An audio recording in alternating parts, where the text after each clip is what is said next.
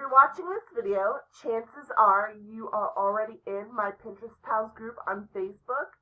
If not, I have posted the link in the description section below. So I definitely recommend joining it because, of course, it's not only a great group, but it's a great way to find a bunch of awesome pins to flesh out your scheduling. When I go to schedule everybody's pins, what I first do is I open everybody up in a new tab. That way I've got everybody open and I can close out my Facebook tab.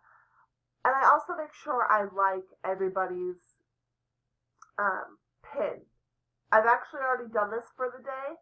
However, a great example of why I like everybody's pin, not only that way so I don't forget, because I know we've all been guilty of that at one time or another, of repinning but not necessarily remembering to say that we repinned, but also because while I'm gone, if somebody does post, then I know for sure I need to go back and make sure that I get hers done. So again, I go to open it in a new tab. I like it. And once I have it open, most of the time I, of course, click through, especially if it's related to my niche, because then I can tweet it out and kill two birds with one stone. But once that's done, I actually go ahead and I pin it organically. I'm testing out a new theory as to if I pin it first myself and then schedule it, if that makes a difference in my analytics. Right now I'm averaging about 7,000 impressions every day. So I'm hoping to double that number by the end of the month, and I'm thinking that this might be the way to do that. So again, I go ahead and I pin it organically first to a board that of course fits the topic. And then once I have everybody's done, I go to my pins. And from there, I then schedule it out by clicking the little Tailwind icon. Hopefully you've already downloaded that extension for your browser. If not, you definitely want to make sure you do that. And hopefully you've also set up your board lists. If not, please stop this video right now.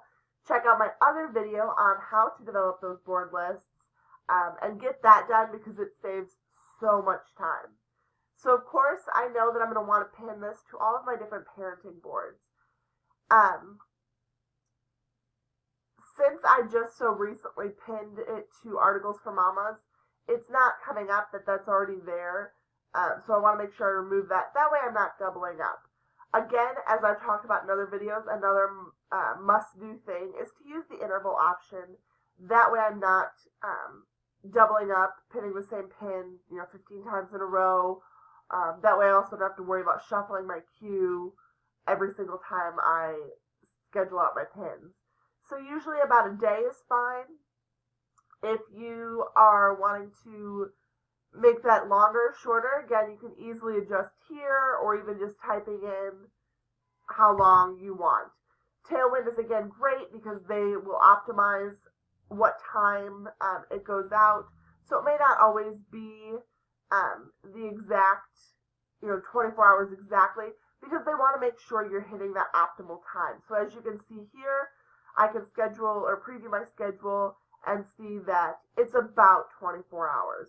And of course I trust in Tailwind to set that interval, but there is a way to change that if I want, both in here and also in my scheduling on Tailwind, but that's a whole different video.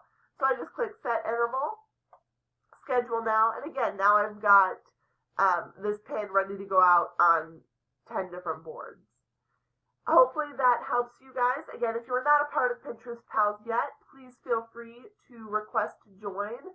And hopefully this will help you not only make sure that you're participating in the daily thread, but really flesh out that scheduling so that you're hitting the ideal 50 to 100 pins per day. As always, if you have any questions about Pinterest in general or Tailwind, please comment below and I will try to address them in a future video. I hope you have a great rest of your day, and thanks so much.